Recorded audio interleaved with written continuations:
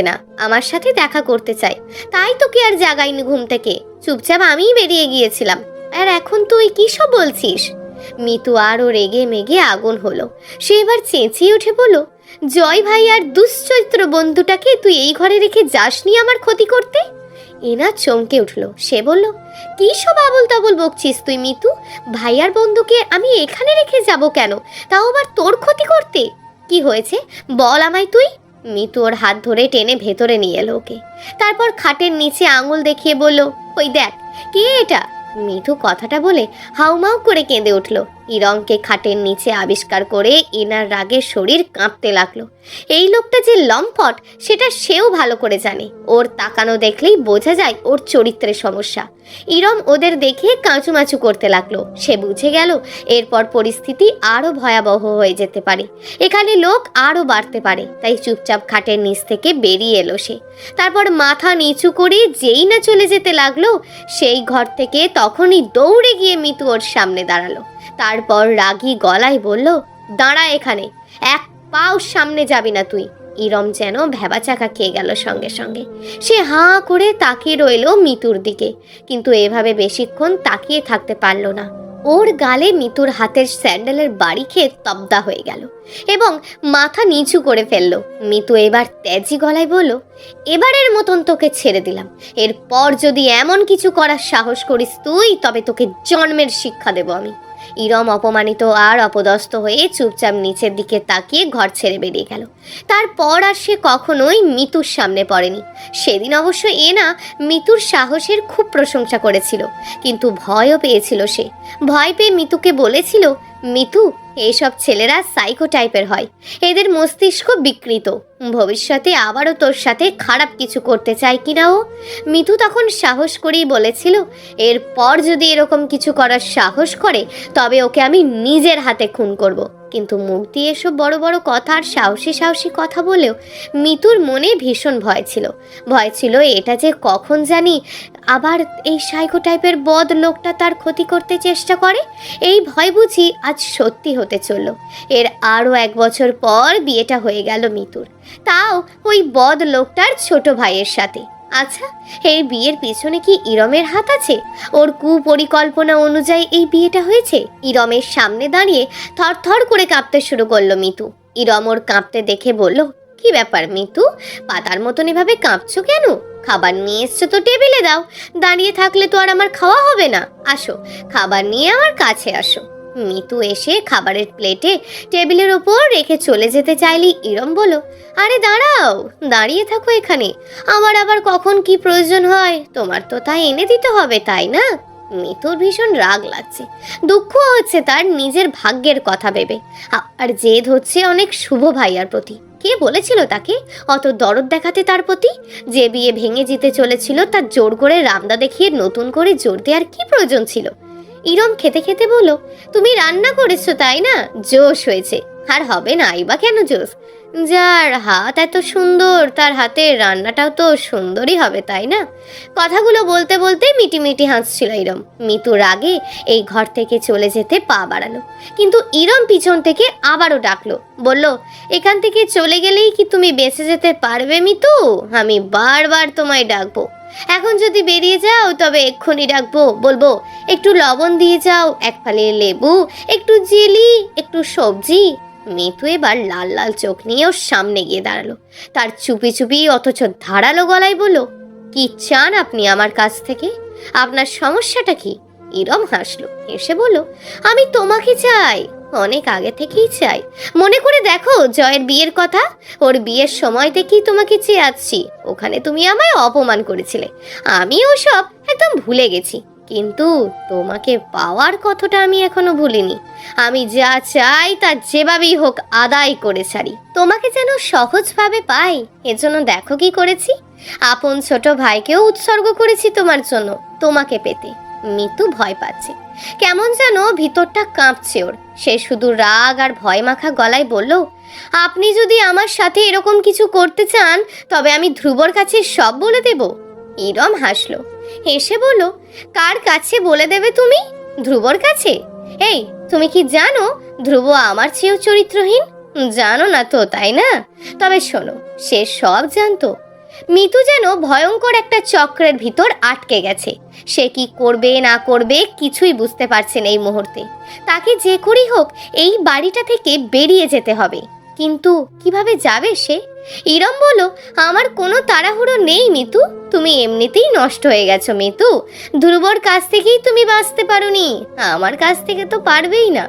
মিতু জানে না সে কি করছে এই মুহূর্তে, তার মাথায় ঠিক নেই। রাগে টেবিলের ওপর রাখা ডালের বাটিটা ইরমের ওপর ছুঁড়ে মেরে সে বলল, তোদের দুই ভাইকেই আমি জন্মের শিক্ষা দিয়ে ছাড়বো। মেয়ে নিয়ে খেলিস তো? মেয়েদেরকে অবলা প্রাণী মনে হয়, তাই না? গৃহপালিত পশুর মতন ওদের সাথে আচরণ করতে ইচ্ছে করছে, তাই না? কিন্তু এটা কি খেয়াল আছে যে যুগ পাল্টে গেছে? নারীরাও যে লম্পট পুরুষদের শিক্ষা দিতে পারে তা কি তুই ভুলে গেছিস? মনে নেই স্যান্ডেল দিয়ে যে তোরে পিটাইছিলাম আমি? ইরমের মাথা খারাপ হয়ে গেছে। এমনিতেও সে আত পাগলা, উদ্ভট আচরণ করে সে। এবার নিজেকে ঠিক রাখতে না পেরে তেড়ে আসতে লাগলো মিতুর দিকে, যেন মিতুর সাথে এই মুহূর্তেই খারাপ কিছু করে ফেলবে সে। মিতুকে আস্ত গিলে খাবে এই কর্কশ দুপুরে।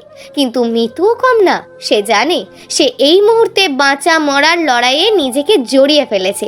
তাই তার আর কোনো রকম ভীতি কাজ করছে না। সে বরং তেজোদ্দীপ্ত গলায় বলল, আয় আয় এদিকে, তুই এগিয়ে আয়, আয় দেখি তোর কত সাহস। ইরমের কি হলো কে জানে? এর আগে যে কম মেয়ের জীবন নষ্ট করেনি, কম মেয়েকে তার বিছানায় ডেকে নেয়নি, কিন্তু ওদের কারোরই এমন সাহস ছিল না। ওরা ভীতু ছিল, বিড়াল ছানার মতন ছিল। কিন্তু এই মেয়েটি এমন কেন? যেন আগুন, কাছে গেলেই পুড়িয়ে ছাড়খাড় করে দেবে। ইরম আর এক পাও এগিয়ে যাওয়ার সাহস করলো না, ঠায় দাঁড়িয়ে রইল। এবার মিতুর সাহসটা আরও বেড়ে গেল। সে বুঝতে পারল ইরম তাকে ভয় পেয়েছে। আর মিতু ভালো করেই জানে, একবার কারোর মনে ভয় ঢুকিয়ে দিতে পারলেই নিজের বিজয়টা অনেক নিশ্চিত হয়ে যায়। এই ভয় সহজে দূর হয় না। তাই সে ইরমের ভয়টা আরও বাড়িয়ে দিতে বলল, কিরে, তোর মারে ডাকবো নাকি? এবার ডেকে বলবো, বুড়া হয়েছে আপনার ছেলে, এখনো বিয়ে করাননি কেন তারে? আপনার ছেলের চরিত্র তো ভয়াবহ রকমের খারাপ। ছোট ভাইয়ের স্ত্রীরও সে মানে না, খারাপ আবদার ইঙ্গিত করে। আমার তো ভয় লাগে যে কখন জানি আবার আপনাকেই কাছে ওসব আবদার করে বসে। মানে যেমন ছেলে আপনি বানিয়েছেন, সে তো মা, বোন, ভাইয়ের বউ এসব কিছুই বোঝে না। সে বোঝে খালি শরীর। ইরম যেন এবার তার নিজের পাতা ফাঁদেই নিজে আটকে গেছে। সে কোনোদিনও ভাবেনি এই মেয়ের এরকম দুঃসাহস আছে। এই মুহূর্তে তার কিছুই বলার নেই, করারও নেই। কি বলবে সে? এরকম বিপদ তার জীবনের সামনে কখনোই আসতে দেখেনি।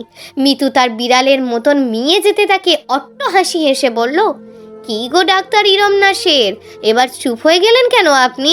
বহুত তো কথা বলেছেন আগে, এখন বিড়াল ছানা হয়ে গেলেন কেন? ইরম এবারও চুপ।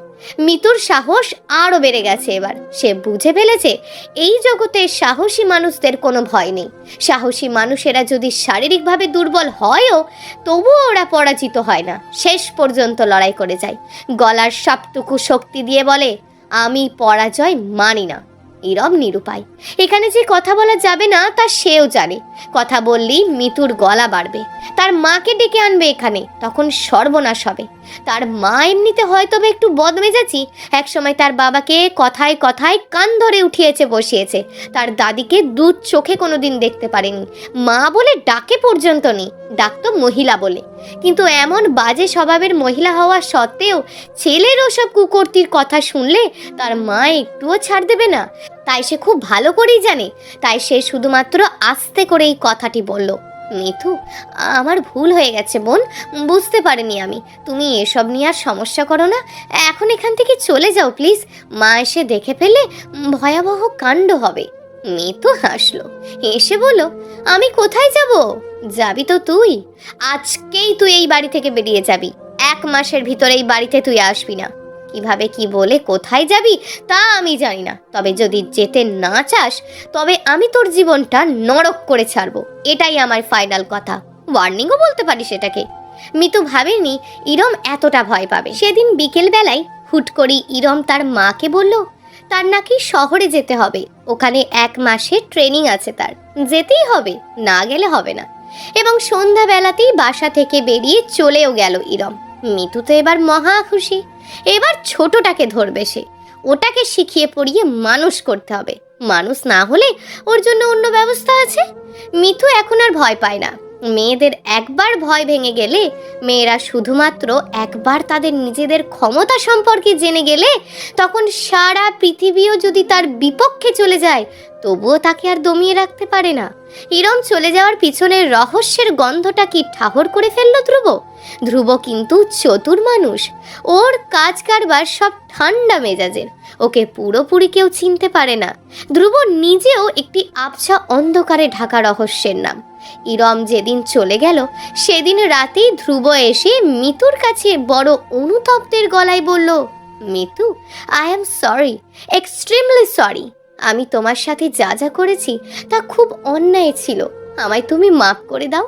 মিতু সত্যিই খটোমটো খেয়ে বসলো, ধাক্কা খেলো একটা বুকের ভিতর। সারাদিন যা প্ল্যান করে রেখেছে সব ওর এক কথাতেই বাতিল হয়ে গেছে। মিতু কি আর জানতো ধ্রুব এসে এভাবে তার কাছে ক্ষমা চেয়ে বসবে?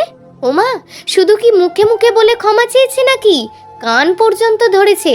কানে ধরে মৃত্যুর সামনে দাঁড়িয়ে বড় অনুতপ্ত গলায় বলেছে, মিতু, আমি কিছুই জানতাম না এসবের। ভাইয়া অতটা নোংরা আমি ভাবতেও পারছি না, ছি। মিতু অবাক হয়ে বলল, এসব তুমি কি করে জানো? ধ্রুব তো এবার সব বুঝেই ফেললো। মিতুই তবে ওকে কায়দা করে বাড়ি থেকে বের করেছে, এবার তার পালা। তবে তার কাছে টিকতে পারবে না, এরকম মিতু হাজারটাকেও সে নাচাতে পারে। ধ্রুব সামান্য হাসলো, এসে বলল, আমি তোমার আর ভাইয়ার কথাগুলো শুনে ফেলেছিলাম দরজার এক সাইডে দাঁড়িয়ে। মিতু আরও অবাক হলো, অবাক হয়ে বলল, তুমি না বাইরে ছিলে তখন? ধ্রুব বলল, একটা প্রয়োজনে বাসায় এসেছিলাম, তখন শুনেছি। মিতু কিছু বলতে যাবে, কিন্তু এর আগেই ধ্রুব বলল, মিতু, আমি আরও তোমার সাথে কত খারাপ ব্যবহার করেছি, তোমাকে শাস্তি দিয়েছি, সব ভাইয়ার জন্য। আমি কি আর জানতাম ভাইয়া এমন নোংরা একটা মানুষ? ছি, আমাকে এর বদলে শাস্তি দাও তুমি। তুমি যে শাস্তি দেবে আমি তাই মাথা পেতে নেব মিতু। মিতু খুশিতে আত্মহারা হয়ে উঠল। আহা, ধ্রুবটা কত ভালো, এমন লক্ষ্মী ছেলে আর হয় না। মনে মনে এসব ভাবলেও মিতু খানিক ঢং করে বলল, এখন তো একেবারে গলে যাচ্ছ, এমন ঢং